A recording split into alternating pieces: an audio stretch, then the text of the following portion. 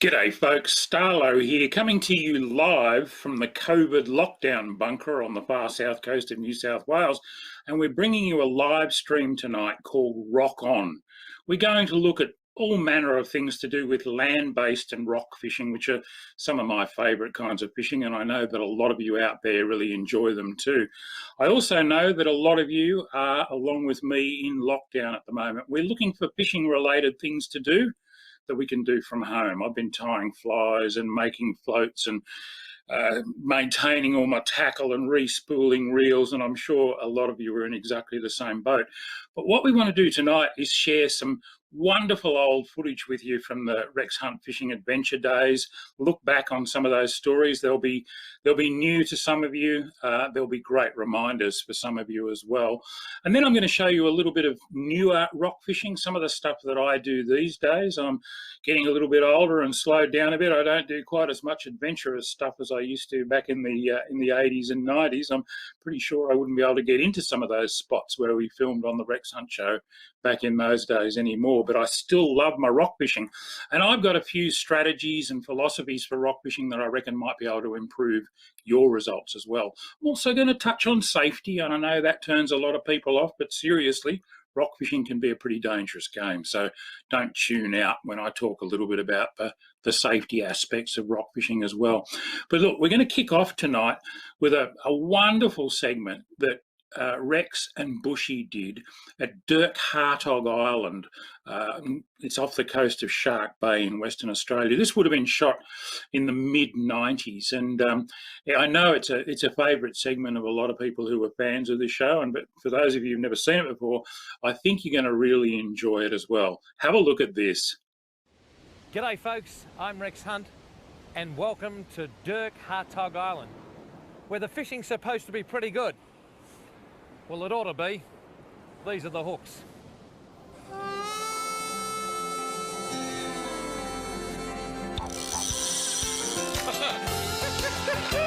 Look at that! The old bearded burglar, he's in his element.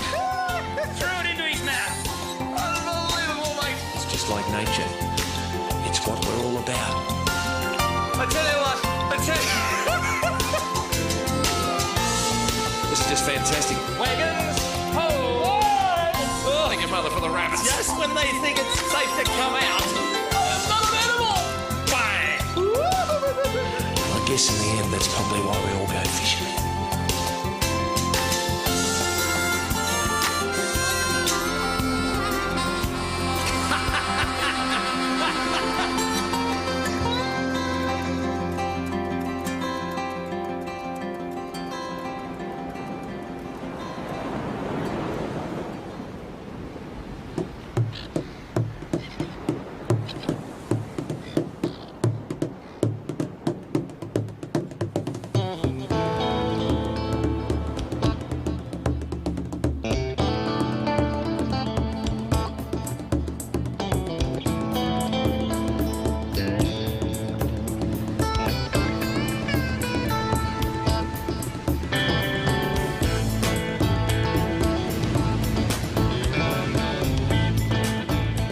Dutch explorer Dirk Hartog sailed into what is known today as Shark Bay.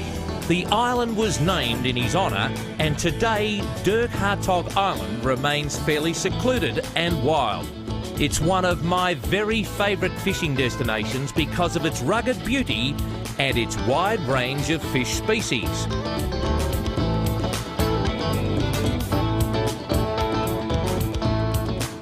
And it's one of my favourite feeding destinations as well, especially if you happen to be staying at Dirk Hartog Island Lodge. The lodge has all the comforts of home, and under the watchful eye of Kieran and Tori, you'll be treated like royalty.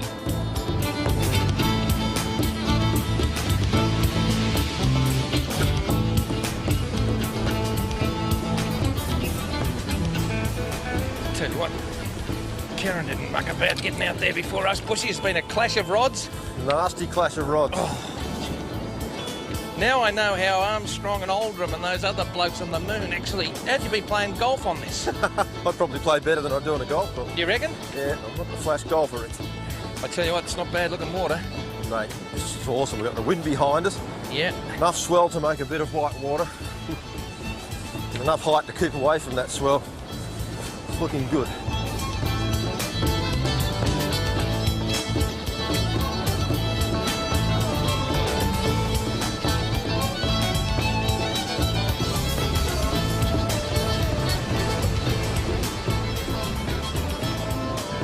Got your snapper by the, whoa, by the feel of this. Ooh, come on, thing. Oi, oi, oi, oi, oi. I reckon that's a snapper, and it's not a bad one. Ah, got off. Did it? Oh, no. Oh, that was a big fish. Big one, was it? Yeah. So it was a big snapper, but it just got off. It's a scary spot. Ooh. It's a big scary thing, whatever it was. Get this other pilchard on. Last hook should go through his eye. That, what have you got, Rexy? Long Tom. Look at that. Didn't he inhale that fish, Bushy? Look at him, he probably get some good jumps out of that. Oh! Oh, look at him go. Here he comes. Come on, mate. Come up to see old Rexy, baby. Come on, up you come. Coming, coming, coming. Oh, look at this. Yeah, look at this. I need to do me drag up a bit. Look at this, Bushy. A long Thomas. Isn't that a sensational looking fish? And that's why we've got that that particular rig on there, folks. We've got a beautiful long Tom. He's got very big teeth, and he's got that particular rig right down him. So I'm going to cut that off, just like that. Look at that dentistry there. A beautiful example of a fish that is born to exist. And I tell you what, if you're piscatorially inclined and you end up in those choppers, you end up, well, in this bloke's stomach. Back you go, mate. I'll give you a little bit of a fling. You ready? Go now. The tide's up and away you go. There he goes. And oh, look at him go.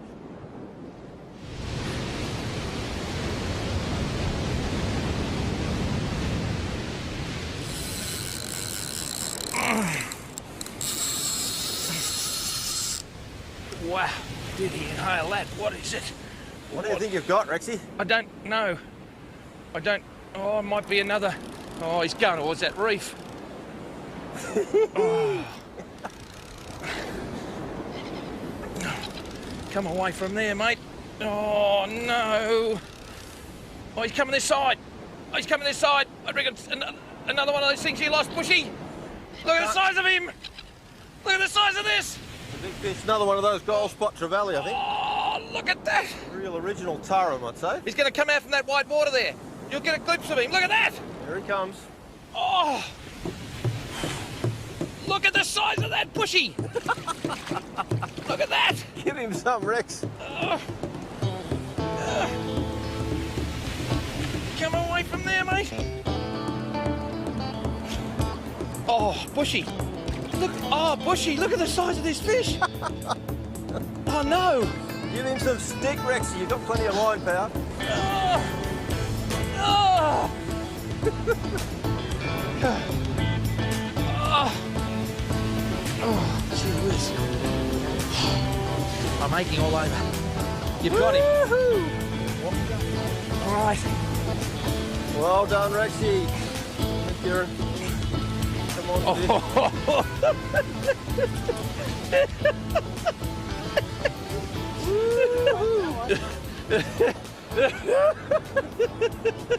This is absolutely amazing. Hold this, Bushy.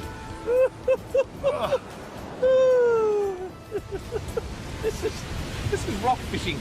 look at that. Is that not bad at all? That's unbelievable. What type of fish is it? Well, I think it's a tarum, a proper tarum. Better known as a gold spot trevally. The adults lose a bit of the gold. They've still got a little bit of gold on some of these spots, but I'd call him as a proper tarum if I had to call. This family is a real street fighter. Oh, they pull hard. They really do. But I tell you what, to be able to do that off the rocks, he's still got plenty of kick in him. I'll just wait for this. There's a nice bit of tide now, mate. And go now. Away we go. He's good, mate. I tell you what. No, that's not a bad capture. You know, I said a street fighter. I reckon Brute Bernard, George the Animal Steel and Spirits of Rian have driven me into this area here. I'm aching all over, but isn't it a marvellous feeling? It's like a league grand final, isn't it? It certainly is. That first one I just put me to the cleaners, but you've saved us, Rexy. For our young folk at home, these big fish are not in here just looking for you and I. They're in here for some serious dining. There's a lot of tucker down here around these washes. And that ocean, there's nothing, I don't know even what's on the other end of that, but there's a long way before you hit land. Well, I can tell you, Zimbabwe, Is that Harare. right? If you go over there, you get taken by a lion. I reckon that's the only thing that might take us here today, folks. Now, seriously, parents, this is not for everyday anglers. You've got to come here with people who know the place. Kieran Wardle, a very, very good example. And you've got to have the right footwear, and you've got to have your mind on the job all the time. But I tell you what, you combine all those things, Bushy, and yibbida yibbida. Not a good day. You didn't even see my lips move, folks. Let's do it again.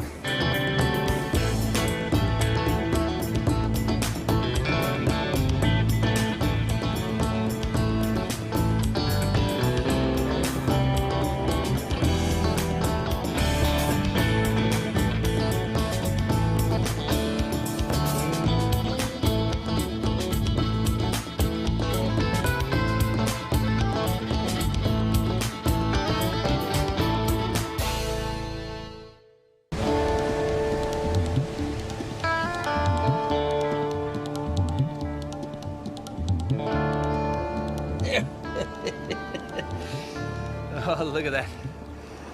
That's a beautiful, beautiful crab. And look at the colours on him. It's got purple and white and a little bit of cream. And if you have a look in this rock pool, there's a purple algae type seaweed growing. You've got bits of shell grit that have been tossed up here over the years of time. And all of the Indian Ocean wash has gone back in here. And you just wonder how they got up here. And this is a complete ecosystem right here with a hole in the rock. Oh, you had a go at my toe there, mate. I love rock pools in the 50s and 60s on the shores of Port Phillip Bay. And I love them at the wrong end of my life, folks. They're a marvellous, intricate example of what the ocean's all about. I'm talking about the ocean. No kisses for you, mate. Off you go. And tell your mates that Rexy was here. As I said, talking about the ocean, folks. I might become part of the ocean if I don't get out of here. It's getting near high tide. Thank you very much.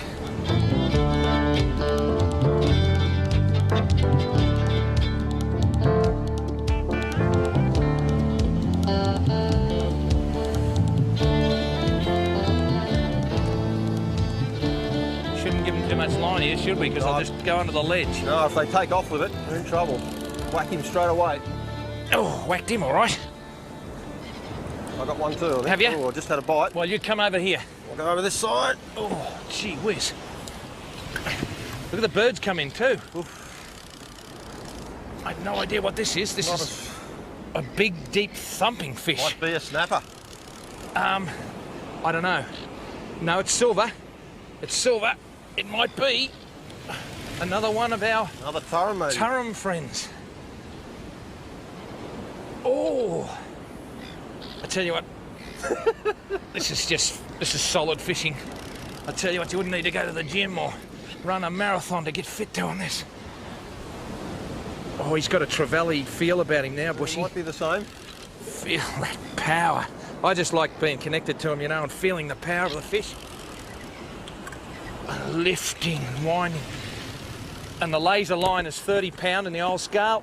And then I've got some clear line, 50-pound breaking strain as a shock leader. And now I'm doing is I've got 50-pound pressure on him with about a 35 to 40-pound drag on the reel. And he's not going to go very, very far. We hope. At all. Well, we do hope. We do like to be beside the seaside. Oh, a big bull chin groper. Well, You are joking. Last time I was here, our resident chef Ian Pochran cooked me some of this. Oh, Look at the best fish. look at the power on that. Woo. Yeah, but the power, Karen. I don't think this one should go back, Rexy, if we get him. It should go back to Victoria and she can cook it for us tonight. Looks like it might be. You got enough rope to get to him? Got him? Okay. Well done. Got him? Oh, well done. Oh, no, he hasn't got him. We have. Oh. Have we now? Good boy. Well done. Tell you what, he is safe. My favourite eating fish. Look at that. That is a serious bald chin groper. I tell you what, this bloke's not going to go back at all, Bushy. Look at the teeth on him. Yeah. Look at those The teeth. teeth are serious teeth, and that's why we've got that wire there. I'll just get that out of that. Karen can untangle this, but the old cliff gaff, you're going to be, well, doing it into the proverbial very big hurricane if you don't use one of these. You'd be dead if you didn't use one of these. Bald chin because of the white chin, bald head because of the bald head. I'm a bald-headed groper, or grouper, and I tell you what, this is one of the best eating fish in the sea. Now, I put it, folks, in the same class as fresh gummy shark, which is flaked from Bass Strait in Victoria, and I reckon the Patagonian toothfish that the Perth people sent us to try, I tell you what, comes very close. But tonight, we dine back at the magnificent homestead of Dirk, Hartog Island on bald chin groper and the bald man and the moustache. Well, we eat tonight, but I reckon we could eat for about 5 days and we'd still be as big as we are. Can you get a couple of puffer fish for the crew? Because I think this should be ours, man. Coming right up. Your wish is my command.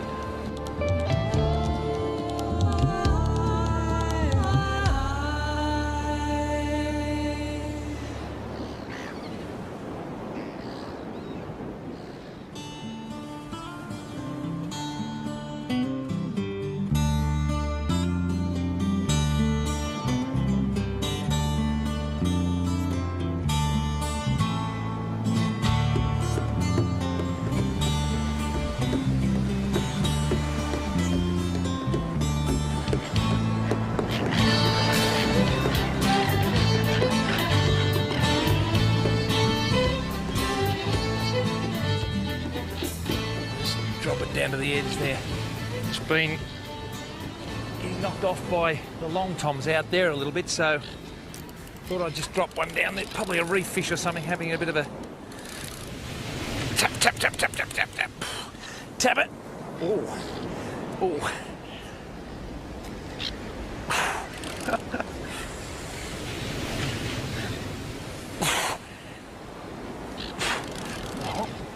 I don't know what this is, Bushy. Snapper, is it? It looked like a snapper when he came up in the wash. No, sweet lip. Sweet lip. What a beautiful looking fish. Now that is one of the pretty fish in the sea. I tell you now, oh, it's a long way down there. I know how the giraffes feel now. But that is just a beautiful example of why we go fishing. Look at the colours on that fish. Look, that is just fantastic. A lot of fish like this particular sweet lip use these colours to their advantage. What they do is they, just get that out of here, mate, just like that. What they use is the colours of the brilliant yellows and reds to attract little fish that come in and think, gee, this is a nice place to stay, there's some good shelter here, or better still, there might be a feed. And what happens is even around his mouth, the little fish come in and around here and chomp. And they're just an absolute feeding machine. The eyes on top of the head, similar to a mangrove jack. And apparently they're fantastic eating. I think we've got enough to eat tonight, folks. We'll be like King Kong Bundy to put all that particular groper down our throat. There you are, mate. I'll just wait for a little wave to come up. We'll pop you back. You can probably go back in there now. And away he goes. I gave the entry 7, but the finishing off was a 10. Thank you very much. Can you see me judging the Olympic diving, folks? I'd rather be fishing on Dirk, Hartog Island on... Dirk, Hartog. Where are we? Dirk, Hartog Island. Where are we here? Rexy's Ledge. No, it's Rexy's Rock. And never forget it. Thank you very much.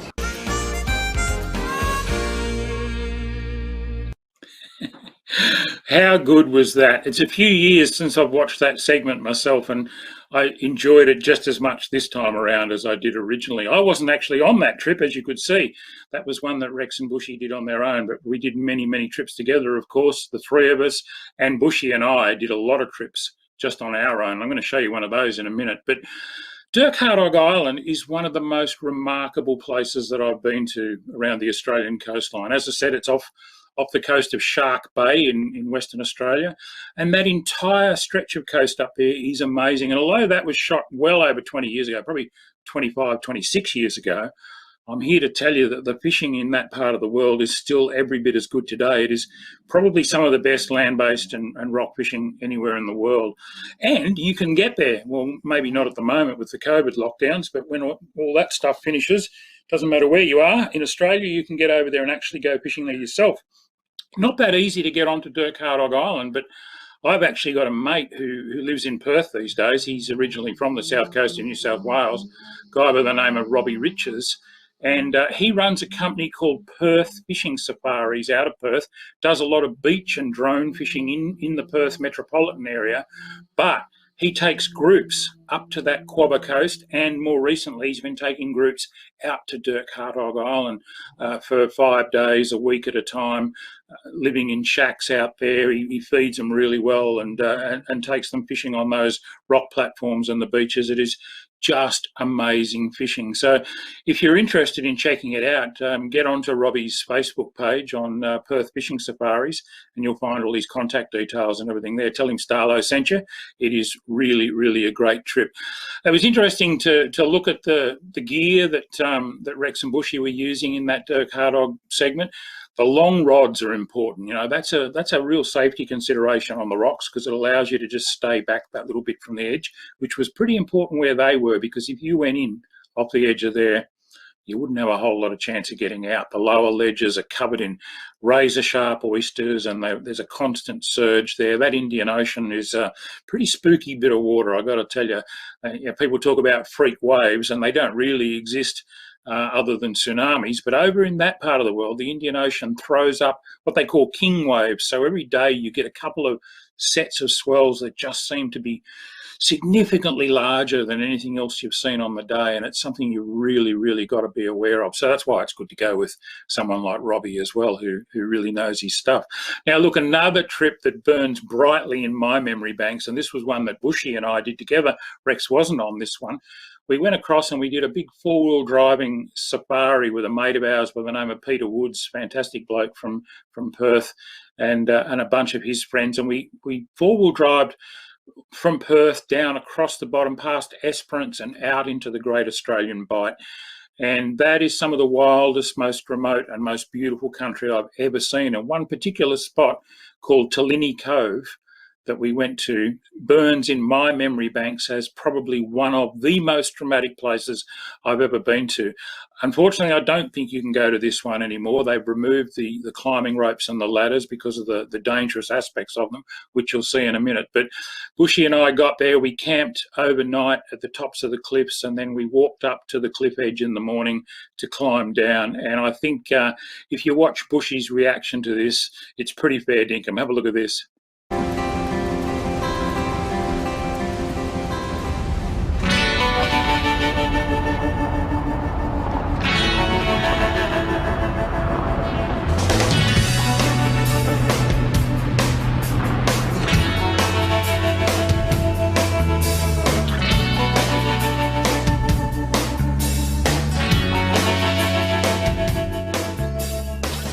We've finally got here. I've had a beautiful sleep. The moon's been out. Company in the tent wasn't all that good, but I've had a great night. I had the brekkie, I'm ready to go. Only one slight thing yet. There's apparently a 300-foot drop to get down there. Now, Arthur, you've saved my life on the sandboarding. Thanks, mate. What do I got to do to get down this ladder? Thanks, mate. Look, it's pretty easy, really. You just don't look down, hang on, and count to 300. Count to 300. 300 steps and you'll be down there. Oh. There's ladders and ropes, so it's not really difficult. Just take it easy and you'll be okay.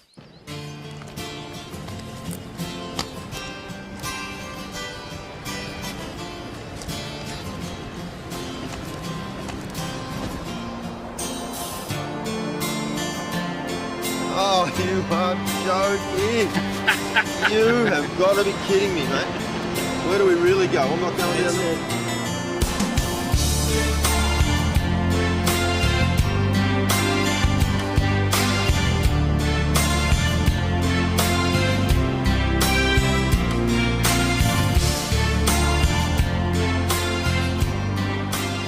Well, there it is, Bushy. What do you reckon? Oh, you are joking. I'm not going down there. There's no way. Have a look. Oh, salmon. There's salmon down there, mate. Oh, I still don't want to go down And look there. behind them. Oh, look at the shark. Big sharky. Don't think about it. Put these gloves on. Oh, God, that's a long way down there, mate. It's a long way, but we Not take a it one fine- step at a time. Yeah. Go down backwards, put your feet one after the other, just glance over your shoulder, and once you got a spot, put your foot down on it. You'll get down to another section, new rope, a lot stronger, and there's a little traverse. You go across that traverse, don't look down, then you're on ladders, and the rest is really easy. Really easy. No problem at all. All right, with this really strong rope tied to this rusty peg, Arthur. Yeah, it won't break, guaranteed. Won't I'll break. go first, and then you come behind. I'll take the rods so you've got your hands free, and Right. we'll see on the bottom. Okay. Go for it, Arthur.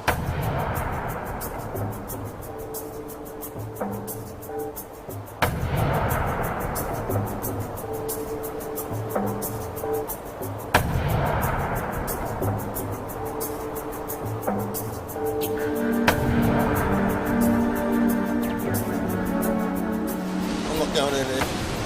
No, you're going across there. No. No way. You sure? Yep. Certainly do it. That's fine. I'll start at the top. You can just say I wussed out. Down there.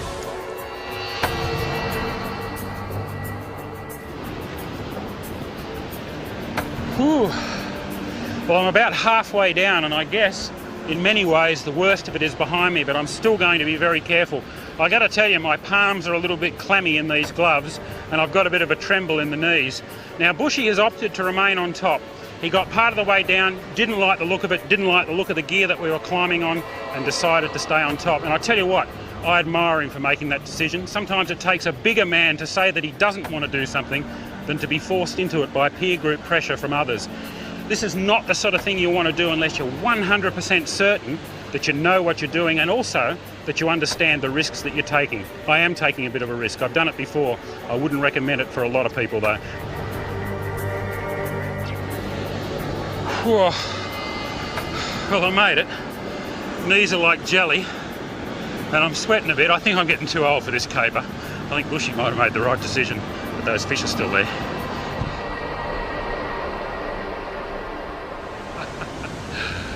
Well, I tell you what, folks, it's not too often that I can confidently predict that I'm going to hook a fish on my very first cast, but I'd take money on this one. Out goes the lure. Yeah, and I've got him! Oh, took about 6 turns of the handle, I guess, after the lure hit the water, before the first hard-fighting Australian salmon just climbed all over it. And I tell you what, I've fished some magnificent places all over the world, but I can't think of too many that would top this one in terms of the backdrop, the sheer beauty and grandeur of the place, and the quality of fishing. This fish I've got on, he's coming into the surf now. Woo!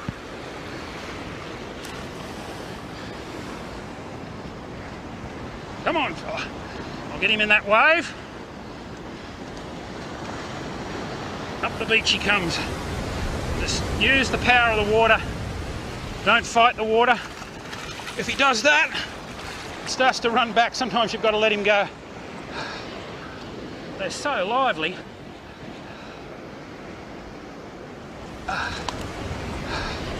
Beautiful fish. I'll bleed him out and he'll be great for the table. Stevie!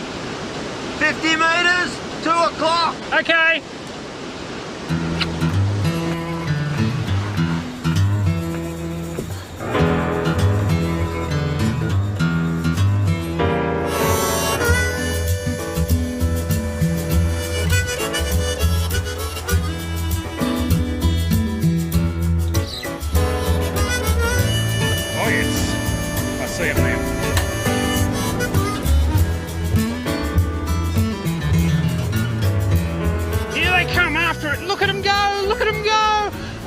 whole sea is alive with it. I'm keeping it ahead of him and I couldn't. Oh, he's running like crazy. I actually tried to get the lure away from the fish and it was impossible. There's a lesson there for people who wind too slowly with their lures. Oh, I think he spat it. I might be able to get it away from him. No, another one got it. People who wind too slowly and they think, oh, the fish won't catch it if I go really fast. I'll tell you something. There isn't a predatory fish in the sea that can't catch the fastest lure if it really wants it. Now this is an absolute last-ditch pathetic effort to catch a fish at Tillini Cove. I'm going to cast off this cliff. I don't even know whether I'll reach the water, but here goes. I can't even watch it going. This could be the longest cast I've ever done. It's still going. Got there. I can't, this is too bad. Well, I think this might fall into the category of biting off more than you can chew. There's been a shark in here terrorising this school of salmon that I'm fishing for. So I put one of the smaller salmon on and just threw him back in the surf, and within seconds the shark came in and I could see him hunting the salmon, and then bang, he hit it. And now I'm hooked up to quite a decent whaler shark, and I think it's just too much animal for this gear, but it's a lot of fun. Oh, I got him at the moment anyway. Come away from the rocks, you bugger. There he goes, out through the surf. He might have spat it. Well folks, he jumped out of the water and threw the bait. Well, that's what he did to my bait, and you can see there by the size of each individual tooth hole and the size of the bite radius that he was a pretty decent shark. That was a lot of fun. I might have to try that again.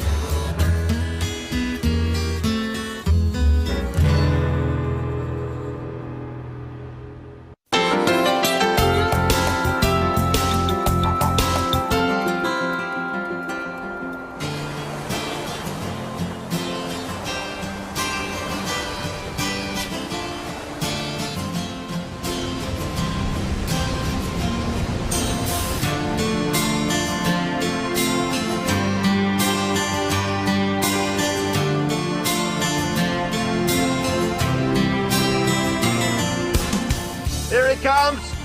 He's after it. Oh, he's chasing another salmon. Oh, he bit my balloon. He's got the balloon. I don't think he's got it. He missed it again. That's it. Shark. Big shark coming in. He's on the attack run.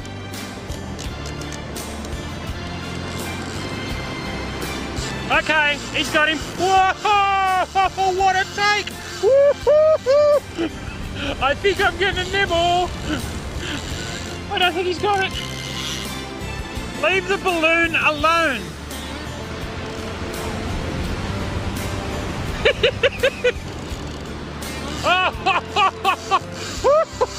He's got him this time. You have got to be kidding. He's eating the balloon. He ate the balloon as well. I hate that. He's hooked him up. Yes, sirree. He has definitely got the bait. Just let him get it down a little bit. He's swimming around out there looking for another one now. Probably time to set the hook. Let everything come tight. And yes! Oh boy! Oh, he doesn't like that. He does not like that at all. Oh, I can feel the big head shakes. He's trying to get rid of it. He's trying to throw that bait out of his mouth. Suddenly he's realised that salmon he ate is just not quite kosher. And he's trying to get rid of it. We're only using fairly small hooks, and I'm hitting these sharks quite early because I'm trying to get a jaw hook up so that I can release them. I don't really want to hurt them. I'm not looking for a big, deep hook up with large hooks or anything. Oh, this is good fun.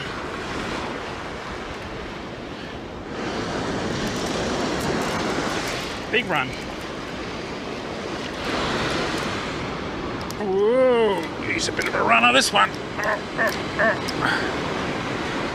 Just trying to use the waves to roll him towards me, the shark. Oh, he's got other ideas though. This shark is way out over the back of the bar into deep water now. The biggest problem I've got is if the line finds a rock or something out there, it'll just cut straight through. Oh, he's got a lot of line out now. I sound a bit short of breath, it's because I am. This has been a fairly torrid little encounter. This is not normally the sort of thing you try to do single-handed, but it certainly makes it a challenge. Me against the shark. I can just get his head pointed up the beach, but he keeps wanting to point it back out, which is hardly surprising. You hold the rod, I'll go in and trace him. I don't want to break anything. No, you'll be right. If you just keep it down fairly low, Yeah. You can put your thumb on it a little bit, but if it really pulls, just let it slide off. Don't put too much on it. You can wind a little bit if you get a chance, but don't pull.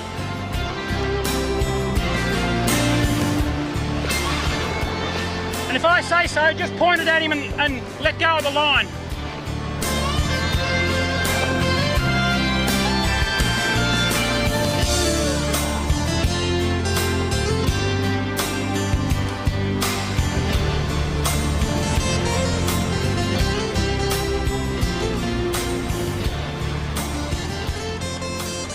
Come on.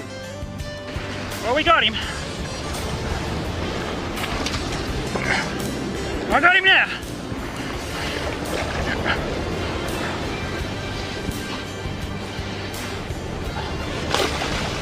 What am I going to do now?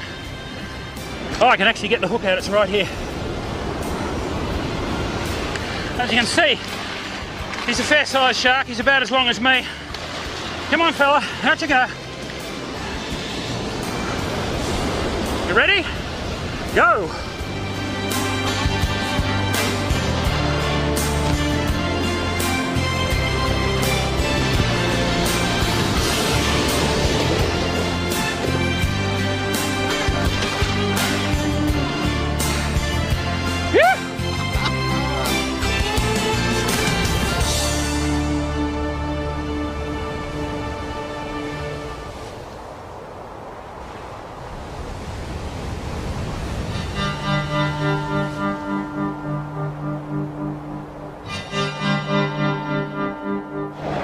Well, definitely looks like we're back in civilization, Bushy. Unfortunately.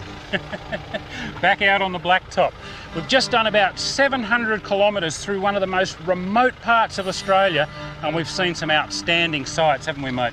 I think it's one of the best trips I've ever done, I'd have to say. It just blew me away. What was the highlight for you? Well, I think the real highlight was that huge sand dune. I mean, getting on that piece of polished board, mate, that was just terrific. But what about all the sharks and the salmon at Tillini Cove? Well, that would be one of the best places I've almost been, I have to say. Almost been, I love it. Look, seriously, folks, we have seen some wonderful things, and it's just the most remote place you could get to, and to see the fish still in their natural state, we really need to look after places like this.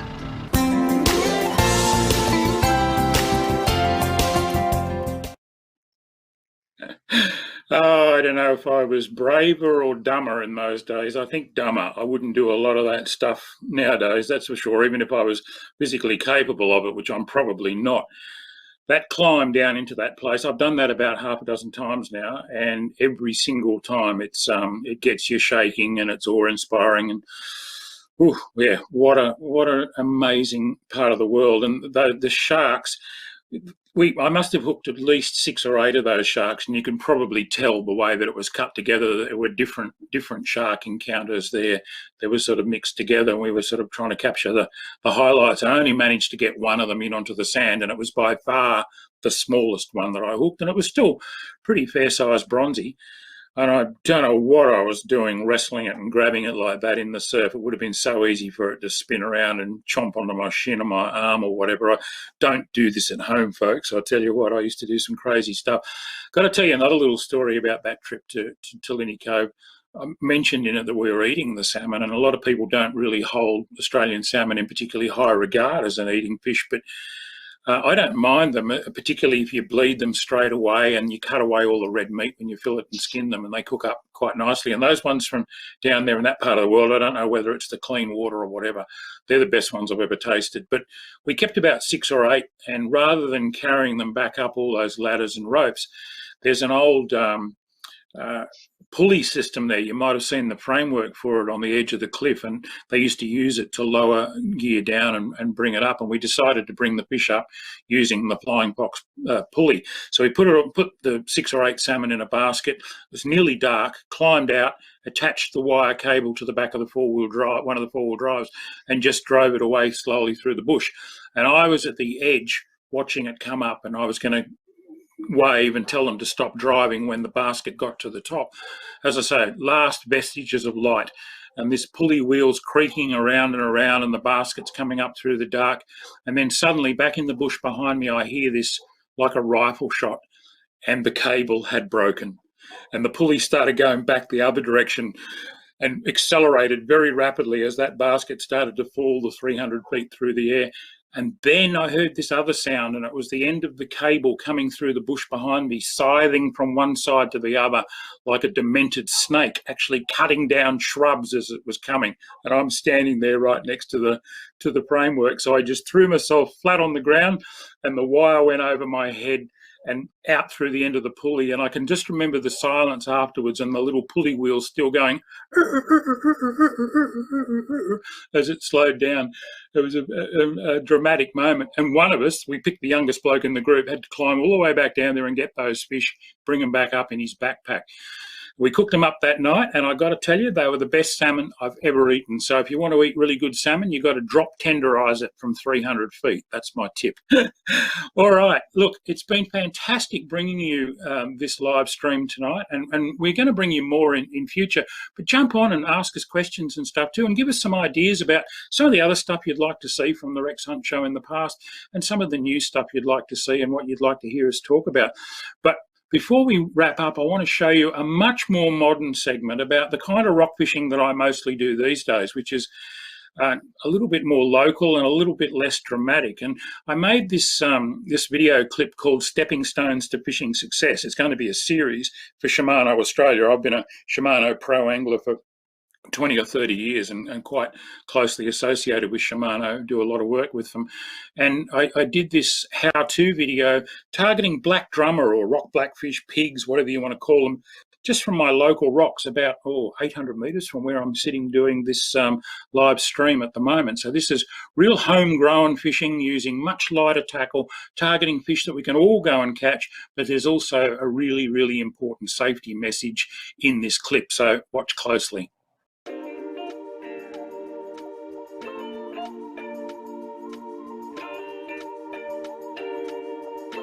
G'day, Starlo here. Welcome to another episode of Stepping Stones to Fishing Success, brought to you by Shimano. And today, I'm literally stepping on stones because I'm going rock fishing. Now, this is a kind of fishing that's got a reputation for being quite dangerous, and it certainly can be if you get it wrong.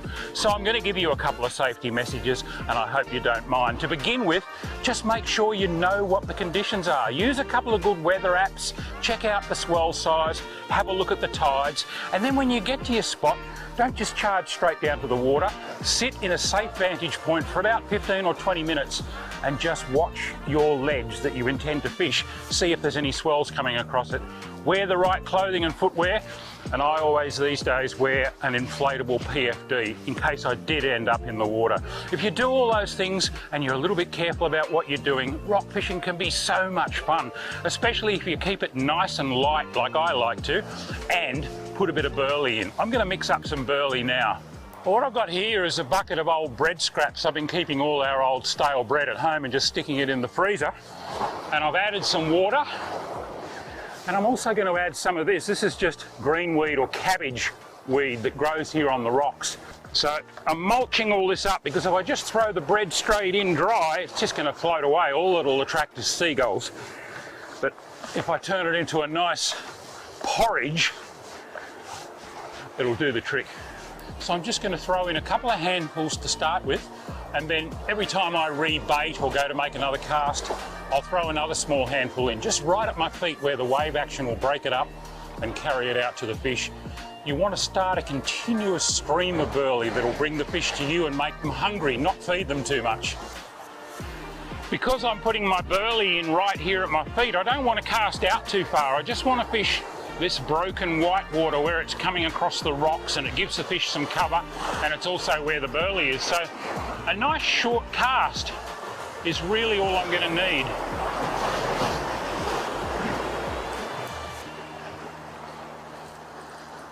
There's something. Oh, I don't think it's what we're after. Oh. Ah, well, it is. That's a black drummer or rock blackfish, but it's certainly not the size I was looking for, but it's a good sign that there's a few there in the burley already. So I'll carefully unhook this little bloke and get him straight back into the water. Off you go, mate.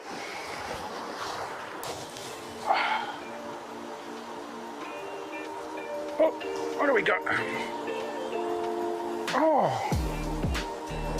something picked it up on the way in.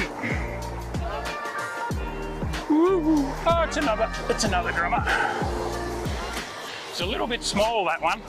It's probably very close to the 30 centimetres, but if they're even close, I let them go. They're always just hooked in the mouth, so they're easy to unhook. And I'll get him straight back in the water. This gear I'm using is exactly my favourite outfit on the beach as well. It's a really light rod. It's 10.5 foot long, a bit over 3 metres, but it's extremely light with a light tip. I've only got a 2500 size reel on it, spooled up with 10-pound braid, and I'm running a 16-pound leader at the moment, about a rod length of leader. It's light gear for drummer fishing, but boy oh boy, you get a lot more bites and hook a lot more fish. You might lose the odd fish, but that's a bit of a trade-off, and it's so much fun. Oh yeah. Oh, that might be the right kind. Oh, come on. This is where the long rod comes in handy for steering him around the rocks. Oh, he's a good fish. He's a good fish.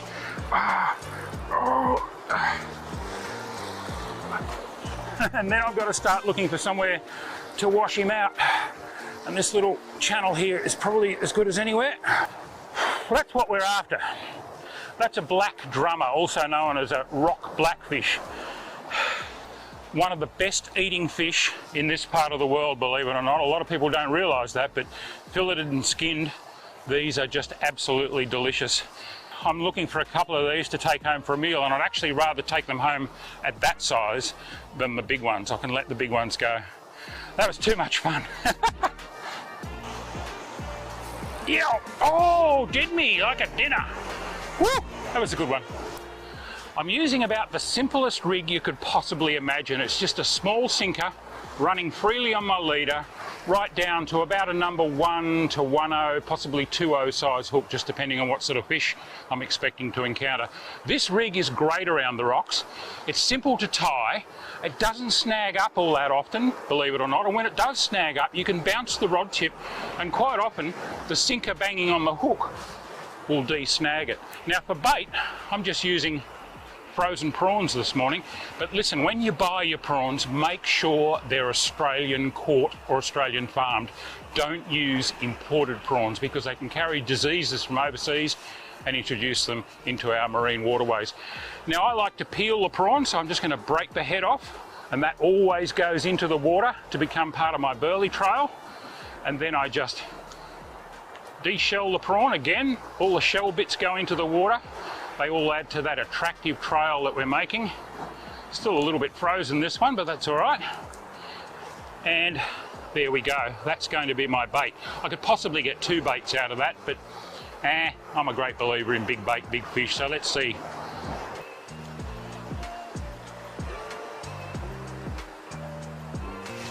Got him. Oh yeah. Come on. Oh yeah, come on. Oh, he's found a rock. Oh, come out. Oh. He found a rock, but I got him out.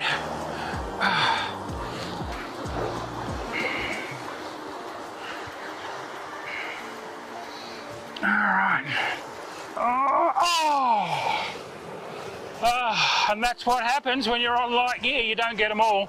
That was a really good drummer, and he wrapped me up in one rock. Obviously chafed the leader enough that I just couldn't hold him when he went to the second rock. Popped the leader. Woo! Well, there you go. I hope you enjoyed that and got a few tips out of it. That's the kind of rock fishing that you can do around a big stretch of the Australian coastline. But listen to those and take on board those safety messages that I passed on there as well, about wearing the right footwear, wearing the right clothing, observing the spot where you're going to fish for at least 20 minutes before you go down onto the ledge. That's really important.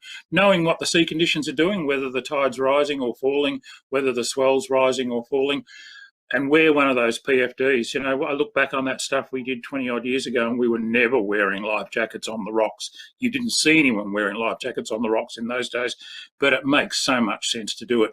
And those inflatable vests, they're not uncomfortable. They don't get in the way. They're not bulky. So just whack one on. It could just save your life. It's worth doing. Look, I really hope you've enjoyed this Rock On live stream. If you did, let us know, because we'd like to do some more for you. Let us know some of the topics that you'd like to cover. We've been taking some questions through the stream this evening, and I've been trying to answer as many of them as I can. And I know that Rex is in the Melbourne studio trying to do the same thing. You can catch these on both my own YouTube channel, Starlo Gets Real, which might be where you're watching it now, or you might be watching it on Rex's, the Rex Hunt Fishing Adventures YouTube channel. It's live streaming on both of them, and we'd love to do it again. We're really enjoying doing this during lockdown. I know a lot of you around the country can't get out for a fish at the moment, or if you can, you can't go very far. You can also follow my fishing adventures through Starlo's Fishatopia page on Facebook, and my Starlo's Fishatopia Instagram account. And of course, Rex is really active again these days on his Rex Hunt Fishing Adventures page on Facebook. So don't be a stranger, keep up with us. We'd love to get your feedback. We've really enjoyed talking to you tonight. Take care out there, follow your local advice. Listen, get the jab. I know that a lot of people are a little bit hesitant about the vaccine, and I was a bit myself, to be honest, but weigh up the risks, and I think it makes sense. The more of us that get vaccinated, the sooner we'll probably be able to get back out there and enjoy the great outdoors. Anyway, look, this is Starlo. Until next time, wishing you tight lines.